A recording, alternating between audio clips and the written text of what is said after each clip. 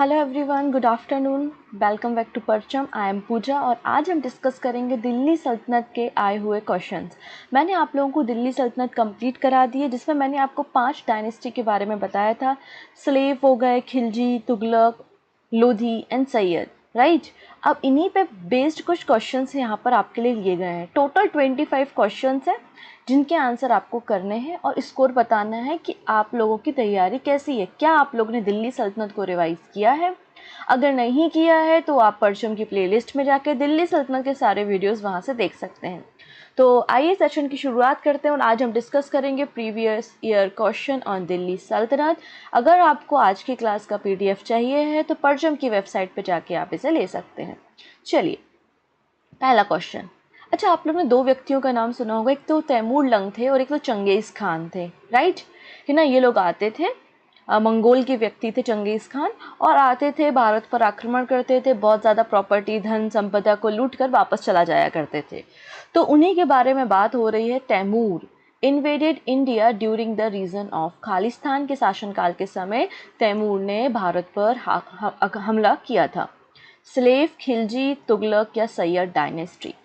तो सही आंसर क्या हो जाएगा? आंसर सी, तुगलक डायनेस्टी के समय जो है वो तैमूर लंग का हमला होता है, जिसके बाद तुगलक जो वंश है वो धीरे धीरे खत्म हो जाता है।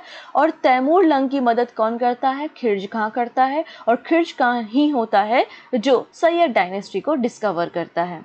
क्लियर है? चलिए अगला क्वेश्चन देखेंगे हम।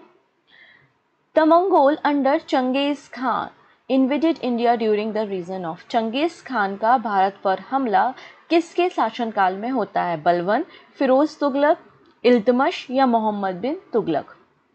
तो मैंने आपको बताया था कि चंगेज खां का हमला होता है स्लेव डायनेस्टी के समय, जब इल्तुतमिश गद्दी पर बैठे हुए होते हैं, और इल्तुतमिश के कारण चंगेज खां का जो हमला होता है वो सक्सेसफुल नहीं होता, ऐसा बुक्स कहती हैं। तो Iltutmish is the right answer, और इनको ही actual founder of Delhi sultanate माना जाता है। नेक्स्ट है, the poet known as the parrot of India. Bharat का तोता किसको कहा जाता है? अलबरनी, कैकुबाद, आमिर खुसरो या इनमें से कोई नहीं। हमने सीखा है कि आमिर खुसरो जो है वो सबसे ज़्यादा लगभग 7 राजाओं के दरबार में रहे हैं, और इनको ही पैरेट ऑफ इंडिया मतलब भारत का तोता कहा जाता है, तूतिए हिंद। ठीक है, चलो अगला। The first Turkish ruler to introduce Arabic coin was. अरबी सिक्का जारी करने वाला पहला तुर्की शासक कौन था? दिल्ली सल्तनत के जो लोग थे वो तुर्क से आए थे, इलबरी तुर्क भी थे, ठीक है। तो किसने सबसे पहले अरेबिक सिक्का जारी किया था? इल्तुतमिश, आमिर खुसरो, आमिर हसन या इनमें से कोई नहीं। तो मैंने आपको सिल्वर का जीतल और टंका के बारे में आपको बताया था। तो सबसे पहले नई जो कॉइन इंट्रोड्यूस की थी वो किसने की थी? इल्तुतमिश ने की थी। तो सही आंसर ऑप्शन नंबर ए हो जाएगा। नेक्स्ट क्वेश्चन है, Qutubuddin shifted his capital to. Mohammad Ghori के साथ कुतुबुद्दीन भारत पर हमला करते हैं, दिल्ली को जीतने में मदद करते हैं, और मोहम्मद गौरी के लौटने के बाद दिल्ली सल्तनत की शुरुआत करते हैं। इसलिए इसे स्लेव डायनेस्टी कहा जाता है, क्योंकि ये गुलाम रहते हैं मोहम्मद गौरी के। और इन्होंने अपनी राजधानी दिल्ली की जगह कहाँ पर बनाई? तो सही आंसर हो जाएगा लाहौर में इन्होंने अपनी कैपिटल को बनाया था। नेक्स्ट है, Jalaluddin policy of blank was not like by the young Khilji. तो जलालुद्दीन के द्वारा खिलजी डायनेस्टी की शुरुआत होती है, और उसके बाद उनके बेटे जो होते हैं अल्लादीन खिलजी, वो गद्दी पे बैठते हैं। अल्लादीन खिलजी जो है वो बलबन की पॉलिसी, जो ब्लड शेड होता है, जो रक्त और लोभ की नीति होती है, उसको फॉलो करते हैं। लेकिन जलालुद्दीन जब गद्दी पे बैठते हैं तो ये लगभग 70 ईयर्स के होते हैं, और ये काफ़ी लिबरल होते हैं, पीसफुल नीति को फॉलो करते हैं। तो सही आंसर हो जाएगा ऑप्शन नंबर ए। ठीक है, अगला प्रश्न देख लेते हैं। फैबोज वॉज द टाइप ऑफ। तो देखिएगा, जब बलबन राजा बनते हैं तो सिरदा पैबोस जैसी सिस्टम को जारी करते हैं, जिसमें सुल्तान के सामने आपको झुकना पड़ेगा और सुल्तान के हाथों को चूमना पड़ेगा। साथ ही साथ नैरोज करके जो फेस्टिवल होता है उसकी शुरुआत भी बलबन करते हैं। तो ये जो पैबोस सिस्टम है ये भी बलबन ने शुरू किया था, जिसका मतलब होता है सैल्यूट करना। तो ऑप्शन ए बिल्कुल सही हो जाएगा। ठीक, अगला प्रश्न देख लेते हैं। The first sultan to invade South India was. पहला ऐसा दिल्ली सल्तनत का कौन सुल्तान था जिसने दक्षिण भारत पर हमला किया, मतलब विंध्य को क्रॉस किया? विंध्य को क्रॉस किया? तो सही आंसर हो जाएगा अलाउद्दीन खिलजी के द्वारा। ऑप्शन बी बिल्कुल सही है। यहाँ पे बारंगल काकतीय डायनेस्टी के बारे में ऑलरेडी मैंने आपको डिस्कस किया है। नेक्स्ट है Qutub Firoz Shahi was a book dealing with. Qutub Firoz Shahi जो पुस्तक है वो किससे संबंधित है? ये प्रश्न भी मैंने आपको डिस्कस किया था। हिस्ट्री, केमिस्ट्री, फिजिक्स या नन? तो ये जो बुक है ये फिजिक्स से रिलेटेड है। सही आंसर हो जाएगा ऑप्शन नंबर सी। अगला प्रश्न, आंसर कर पा रहे हो ना? फटाफट आंसर करना है, ठीक है। The Tughlaq dynasty started declining due to the invasion of. Tughlaq वंश का पतन होना शुरू हुआ था किसके आक्रमण के कारण? वही क्वेश्चन पहला वाला, उसको थोड़ा सा घुमा के उसका फॉर्मेट चेंज करके पूछा गया है। तो मैंने आपको बताया था तुगलक डायनेस्टी के समय तैमूर लंग हमला करते हैं, जबकि इल्तुतमिश के समय चंगेज़ खान हमला करते हैं। और तैमूर लंग और चंगेज़ खान को अगर आप वापस आपस में जोड़ दो तो बन जाते हैं बाबर। और बाबर जो है वो लोधी डायनेस्टी के समय, इब्राहिम लोधी के समय भारत पर हमला करते हैं। तो इन तीनों के हमले आपको याद रखने। तो सही आंसर हो जाएगा ऑप्शन ए।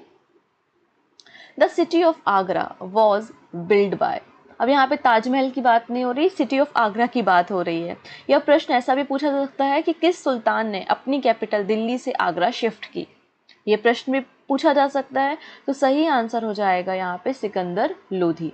सिकंदर शाह लोधी के द्वारा आगरा शहर की स्थापना की गई और इनके द्वारा ही दिल्ली जो कैपिटल थी, राजधानी थी, उसको आगरा शिफ्ट कर दिया गया था। गज सिकंदरी करके एक मेजरमेंट यूनिट भी इन्होंने शुरू की थी, ठीक है। अगला, Mubarak Shah build a city called the Mubarakabad on the bank of which river. Mubarak Shah ने एक सिटी बनाई थी जिसका नाम था मुबारकाबाद। ये किस नदी के किनारे थी? तो ये वही नदी है जो गंगा की ट्रिब्यूटरी है, गंगा की सबसे बड़ी सहायक नदी है, विच इज़ यमुना, जो कि यमुनोत्री बंदर पूंछ से निकलती है। तो सही आंसर हो जाएगा ऑप्शन ए, यमुना। अगला प्रश्न, the Lodhi dynasty was founded by. Lodhi वंश की शुरुआत किसने की थी? तो लोधी डायनेस्टी की शुरुआत की थी बहलोल लोधी ने। उसके बाद सिकंदर लोधी गद्दी में बैठे और अंत में थे इब्राहिम लोधी। और इब्राहिम लोधी दिल्ली सल्तनत के लास्ट रूलर थे। उसके बाद दिल्ली सल्तनत खत्म हो जाती है और मुगल सल्तनत की शुरुआत होती है। तो option C is the correct answer, Bahlol Lodhi, ठीक है। अगला प्रश्न, Alauddin Khilji constructed a new capital at which of the following place. Alauddin Khilji के द्वारा किसे नई राजधानी घोषित की गई थी? देवगिर, सिरी, शाहजहानाबाद या तुगलकाबाद? तो देखिएगा, अलाउद्दीन खिलजी के द्वारा सिरी जो है वो नई राजधानी को डिक्लेयर किया गया था, ठीक। अगला, हालांकि अलाउद्दीन खिलजी जो है वो बहुत ही क्रूर था, लेकिन उसके बाद भी उसने पब्लिक डिस्ट्रीब्यूशन सिस्टम की शुरुआत की थी। Which of the following stabilize 4 separate market in Delhi. तो किसके द्वारा 4 अलग अलग प्रकार के बाज़ारों की शुरुआत की थी?